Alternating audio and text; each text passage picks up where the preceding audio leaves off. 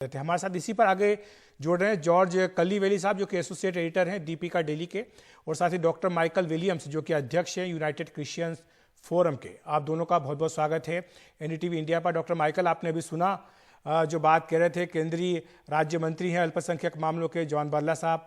उनका ये कहना है कि पीएम मोदी की जो यात्रा हो रही है और जो बिशप के साथ उनकी मुलाकात हो रही है, उनकी जो फिलॉसफी है प्रधानमंत्री की, सबका साथ सबका विश्वास, उसी को आगे बढ़ाते हुए ये कदम है। लेकिन इसके पीछे कई राजनीतिक चीज़ें भी पढ़ी जा रही हैं। माना जा रहा है कि बीजेपी अपना जनाधार जिस तरह से केरल में बढ़ाना चाह रही है, उसके लिए भी ये मीटिंग काफ़ी महत्वपूर्ण है। जी बिल्कुल सही बोला आपने। देखिए, कई चीजें हैं जो एक समझदार इंसान को बोलने की जरूरत नहीं होती कि किस समय में क्या हो रहा है, लेकिन जब सबका साथ सबका विकास की बात की जाती है, तो जब दुख, जब दुर्घटना, जब परेशानी आती है, तब भी सबका विकास सबका साथ जरूर होना चाहिए। क्योंकि आप देखिए 2014 में जहां पे आंकड़े बताते हमें कि 120 ऐसे हादसे हुए थे जहां पे ईसाई परिवारों को और उनके गिरजा स्थलों पे कुछ हमला या आक्रमण हुआ था, और 2022 पे वो नंबर आज जाके 600 पे खड़ा है। कम से कम मानिए 300 के करीब ऑलरेडी इस साल 2023 पे ऐसे हिंसक घटना हो चुके हैं। तो ये आंकड़े एक अलग सच्चाई बताती है, बर्दाश्त करती है। और रही बात कि सबका साथ और सबका विकास, बारला साहब ने कहा कि ईसाई समुदाय जुड़ना चाहता है। मैं ये बताना चाहता हूं कि हमेशा से जुड़ा हुआ है। जहां पे वो कह रहे थे कि स्कूल्स के क्षेत्र में, हेल्थ के क्षेत्र में, सोशल सर्विस के क्षेत्र में, आजादी से पहले, आजादी के समय और आजादी के बाद ईसाई समुदाय निरंतर काम करता रहा है, अपना ढोल नहीं बजाया है, पर शांतिपूर्वक, धीरज से और मेहनत से काम करता आया है। इसलिए हम देख रहे हैं जितना एजुकेशन में भारत में फायदा हुआ है, पढ़ लिख कर जो लोग दुनिया भर में जाके नाम कमा रहे हैं, हमारे देश का नाम रोशन कर रहे हैं, उसमें हमें गर्व है कि सारे ईसाई समुदाय का हाथ है इसमें, बहुत लगन, बहुत मेहनत है। तो मैं कहूंगा कि बंद दरवाजों के पीछे कुछ लोगों से मुलाकात करके कुछ बातें करना, कुछ वायदे करना इलेक्शंस के टाइम पे एक अलग चीज है, वो भी जरूरी है, करना पड़ता है। लेकिन सच्चाई तब बाहर आती है, इरादे तब बाहर आते हैं जब शब्दों के अलावा आपके actions speak louder than words. हमने निवेदन हमेशा यही किया है हमारे गृह मंत्री से, हमारे प्रधानमंत्री। लेकिन दरवाजे के पीछे कहाँ हो रहा है डॉक्टर माइकल? अभी तो हमने कुछ दिनों पहले वो तस्वीरें देखी, एक बार फिर से वो तस्वीर आप देख सकते हैं कि जहां पर वो चर्च वहां गए थे, इसके साथ साथ पोप से उनकी मुलाकात हो चुकी है, और बीच बीच में भी कई सारे जो ईसाई धर्म गुरु वो आकर उनसे मिले हैं। तो ये केवल बात बंद दरवाजों की नहीं, बल्कि खुले खुले भी अप्रोच हो रही है। जी, ये अच्छी बात है कि ईस्टर के दिन, जो साल में एक ही दिन है जो ऐसा आता है जहाँ पे ईसाई समुदाय ईस्टर मनाते हैं, और हमारे प्रधानमंत्री गिरजा गए, उस दिन एक गिरजे में गए, पहली बार गए 2014 से। तो ये आप सही कह रहे हो, ये अच्छी बात है। ये खुले, तो धीरे धीरे मेरी आशा यही है कि केवल इलेक्शन से कुछ महीने पहले, एक साल पहले वो तब ना हो। अब मैं चाहता हूं कि ये एक ऐसा दरवाजा जो खुल गया हो कि वो खुला ही रहे, और जो भी बातें हो, सामने भी अगर कोई लताड़ रहा है ईसाई समुदाय को, कोई तंग कर रहा है, कोई उस पर प्रोसिक्यूशन ला रहा है, तो उस पर भी अब प्रधानमंत्री का समय आ गया कि वो बोले कि इस देश पे नहीं, सारे भाई बहन एक साथ प्रेम से ही रहेंगे, और कोई रास्ता नहीं है देश की आगे आगे बढ़ने के लिए। ठीक है, हमारे साथ जॉर्ज साहब भी हैं, जॉर्ज कलीवेली, एसोसिएट एडिटर हैं दीपिका डेली के। जॉर्ज साहब, आप किस तरह से देखते हैं पीएम मोदी की केरल की यात्रा, और साथ ही उनकी जो ईसाई धर्म गुरुओं से मुलाकात हो रही है उसे? क्योंकि हाल ही में कई सारे ऐसे बयान हुए हैं, आए हैं, डेवलपमेंट भी वहाँ पर केरल में हुए, कहा कि अगर रबर की कीमतें बढ़ा देते हैं तो बीजेपी को समर्थन देने पर विचार हो सकता है। साथ ही ये भी हमने देखा है कि कई जो पॉलिटिकल पार्टीज है उनमें अब बंटवारा होकर के और बीजेपी की तरफ जाने की एक पहल भी दिखाई दे रही है। अखिलेश जी, मिनिस्टर जॉन बरला ने और विलियम्स ने ये सही बोला। ये केरल का इश्यू अलग है। केरल में आज प्राइम मिनिस्टर का विजिट बहुत वेलकम कर दिया। आज अभी शुरू हो गया। आज रात में हमारा मेजर आर्च बिशप कार्डिनल मार जॉर्ज आलंजेरी, दूसरा कार्डिनल है मार क्लेमिस, और सारा 8 बिशप से मीटिंग हो गए आज रात 8 बजे। डिटेल मीटिंग है, उसमें बहुत कंसर्न्स भी है। केरल में प्राइम मिनिस्टर का वेलकम कर दिया और उसके और ईसाई लोग के लिए बहुत कंसर्न है, बड़ा है, फियर फैक्टर है, अभी भी है, फियर फैक्टर और डाउट फैक्टर है। ये ग्राहम स्टेन से आ गया और कांडामाल और मेनी मेनी अटैक्स। अभी ये कन्वर्शन का रो भी ये ज्यादा है। ये सही बोला, ये जॉन बरला साहब बोला, ये इंडिपेंडेंस के टाइम पे क्रिश्चियन इंडिया में 2.9% है, उसके बाद 2.7% आता है, अभी 2.3% है। इतना कम कर दिया, उसके बाद भी बहुत आरोप है, ये सही नहीं है। आज इंडिया में सारा मेजर इंस्टीट्यूशन है, मेडिकल और एजुकेशन सेक्टर में सर्विस ज्यादा है क्रिश्चियन कम्युनिटी का। उसके बाद सिर्फ ये आरोप है और attacks happening in every state in India.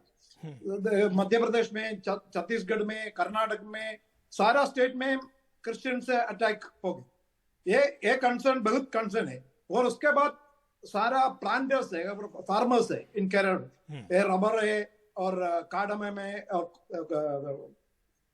सारा आइटम्स है, फार्मर्स आर इन डिस्ट्रेस। ये बहुत इश्यू है। और पोप फ्रांसिस का विजिट है, अभी भी नहीं है। ये that is main demand, Modi ji Vatican से जाया और इनवाइट कर दिया, बट इट नेवर हैपेंड। अभी ईस्टर में सेक्रेड हार्ट कैथेड्रल में विजिट हो गया, ये अच्छा है, बट उसके बाद ईसाई लोग का कंसर्न का एड्रेस नहीं है। ये इश्यू है। ये इतना इश्यूज में एड्रेस कर देगा क्रिश्चियन कम्युनिटी इन केरला। ये बहुत सेक्युलर है और बहुत पढ़ाई लोग हैं केरल में। लेकिन जो पॉलिटिक्स है जॉर्ज साहब केरल की, उसके बारे में हमारे हिंदी के दर्शकों को समझाइए कि किस तरह से वहां पर जो ईसाई समुदाय का वोट है वो क्या इंपॉर्टेंट रोल प्ले करता है, और वो किस तरह से एलडीएफ में और यूडीएफ के बीच बटा होता था, लेकिन अब जबकि बीजेपी वहां पर अप्रोच कर रही है क्रिश्चियंस वोट के लिए, तो क्या ऐसा है कि खासतौर से कांग्रेस पार्टी में थोड़ी सी घबराहट है, बेचैनी है कि ऐसा ना हो कि क्रिश्चियन वोट उसके पास से बीजेपी के पास चले जाए? अखिलेश जी, 18% ईसाई लोग है केरल में और हिंदू वोट स्प्लिट है यूडीएफ में, सीपीएम और सीपीआई ज्यादा है हिंदू पार्टी, और कांग्रेस पे साथ भी थोड़ा हिंदू वोट है, और मुस्लिम्स यूडीएफ के साथ है और एलडीएफ के साथ है बाकी। और क्रिश्चियन वोट के बिना क्रिश्चियन वोट के बीजेपी के जीतने के लिए मुश्किल है, ये इश्यू है। बट क्रिश्चियन वोट में पहला ये यूडीएफ के साथ है, थोड़ा एलडीएफ के साथ है, सीपीएम के और कांग्रेस के साथ है। अभी क्रिश्चियन के इश्यूज के एड्रेस करने के लिए उसने फेल कर दिया, फेल्ड। और अभी ये इश्यू में हमारा केरल का लोग में बहुत होप से, बहुत प्रत्याशा से प्राइम मिनिस्टर के वेलकम कर दिया, बट वोट परसेंट अभी I don't think nothing will happen in 2024। ठीक है, तो जहाँ साहब जाते जाते मैं डॉक्टर माइकल के पास आना चाहूंगा। डॉक्टर माइकल, हमने कुछ देर पहले पीएम मोदी का वो भाषण सुनाया था जो उन्होंने 3 राज्यों की जीत के बाद दिया था। उन्होंने गोवा का उदाहरण दिया, उन्होंने मेघालय की बात की, उन्होंने नागालैंड की बात की, किस तरह से वहाँ पर जो क्रिश्चियन समुदाय है वो बीजेपी का साथ दे रहा है, और जो बीजेपी के खिलाफ उनके शब्दों में दुष्प्रचार होता है उसका जवाब वहाँ के लोगों ने दिया। फिर केरल की बात भी उन्होंने कही है। लेकिन आपको लगता है कि जो आज की यात्रा हो रही है इसके बाद निश्चित तौर पर जो डाउट्स कम से कम बीजेपी के बारे में हैं उनको दूर करने में कुछ हद तक मदद मिल सकती है? जी अखिलेश जी, मैं कहूंगा कि जैसे आपके ही सुर्खियां बता रही हैं कि ईसाइयों का भरोसा पाने की कोशिश, हम में से तो किसी ने ये बोला नहीं, लेकिन आपका चैनल खुद दिखा रहा है, तो मतलब कुछ भरोसा में चोट आई है जो वापस लेने की कोशिश की जा रही है या दिलाने की कोशिश की जा रही है, ये आपके कारण है, आप कह रहे हो। लेकिन मैं आपसे ये कहता हूं कि इलेक्शन का मुद्दा छोड़िए, क्योंकि सब ही विकास चाहते हैं। हर भारतीय इंसान, जो भी वो धर्म के पीछे हो, जो भी धर्म मानता हो, उससे कंफ्यूज ना करें कि वो विकास नहीं चाहता। बिल्कुल। अगर गोवा में वो जुड़ रहे हैं, अगर नॉर्थ ईस्ट में जुड़ रहे हैं, तो वो इसलिए जुड़ रहे हैं कि वो सरकार में आके पावर में आके अपने शहर को, अपने लोकेलिटी को, अपने राष्ट्र को बदलें। लेकिन मैं दूसरे हाथ पे ये देख रहा हूं कि 11 ऐसे राष्ट्र हैं जहां पे एंटी कन्वर्जन लॉज आ गए हैं, जहां पे बताया जा रहा है कि अगर आप धर्म परिवर्तन कर देंगे तो इतने सालों की जेल है। और ये इतने सालों से ये चल रहा है ये मुद्दा, लेकिन एक भी कन्विक्शन आज तक नहीं हुआ है। पर कानून बनाए जा रहे हैं, हर स्टेट में, हर राष्ट्र में आ रहे हैं। तो दो अलग अलग बातें हो रही हैं, जो जैसे कहते हैं हाथी के दांत, दिखाने वाले और चबाने वाले दो अलग होते हैं। मैं चाहता हूं कि इंसान और भारत और हर नागरिक एक इस तरह से जुट में लगा रहे, क्योंकि मेरा विश्वास है कि सेंटर में ढेर से लोग हैं भारत के, जितने भी जो चाहते हैं कि भारत की उन्नति हो। एक्सट्रीम राइट फ्रिंज में कई लोग हैं, एक्सट्रीम लेफ्ट फ्रिंज में कई लोग हैं जो हानिकारक आइडियोलॉजी लेके आते हैं और इस देश को पीछे ले जाने की कोशिश करते हैं। पर ज्यादा से ज्यादा संख्या सेंटर में है जो चाहती है कि भारत का प्रोग्रेस हो। पर ये लोग अपने काम के रोजमर्रा की जिंदगी में इतने व्यस्त हैं कि ये अपनी आवाज उठा नहीं पाते बोलने के लिए कि ये सब बंद किया जाए। भारत में सबको मिलके रहना है, भाई बहन की तरह। ये जब एक बार आवाज उठाएंगे तो शायद सब समझ पाए कितना जरूरी है कि भारत में धर्म के विषय को लेकर बंटवारा ना किया जाए। हम तो सब चाहते हैं कि उन्नति हो, प्रोग्रेस हो, और हम हमेशा उस पर जुड़े रहेंगे। क्या होता है आज शाम केरला में मीटिंग, वो केवल मैं आपको बता रहा हूँ दोबारा इलेक्शंस के बारे में ही जुड़ा रहेगा, लेकिन देश की उन्नति बाकी राष्ट्रों में भी है। 28 और बाकी राष्ट्र बचे हैं जहां पे हम चाहते हैं उन्नति राज्य आए। बचे जी। लेकिन जॉर्ज साहब, जो बात डॉक्टर माइकल कह रहे हैं कि विकास जो है उसमें सबकी दिलचस्पी होती है, और दिलचस्प बात यह भी है कि जो अब आज यात्रा शुरू हो रही है पीएम मोदी की, कई विकास जो परियोजनाएं हैं उनका उद्घाटन भी करेंगे, शिलान्यास भी करेंगे। पहली वाटर मेट्रो भारत की वो वहाँ पर चलने वाली है। इसके साथ ही वंदे भारत एक्सप्रेस, उसका भी वो हरी झंडी दिखा करके शुभारंभ करेंगे। तो ये सारी बातें हैं जो वहाँ पर एक तरह का मैसेजिंग भी है केरल की जनता के लिए। डेफिनेटली माइकल सही बोला ये अखिलेश जी।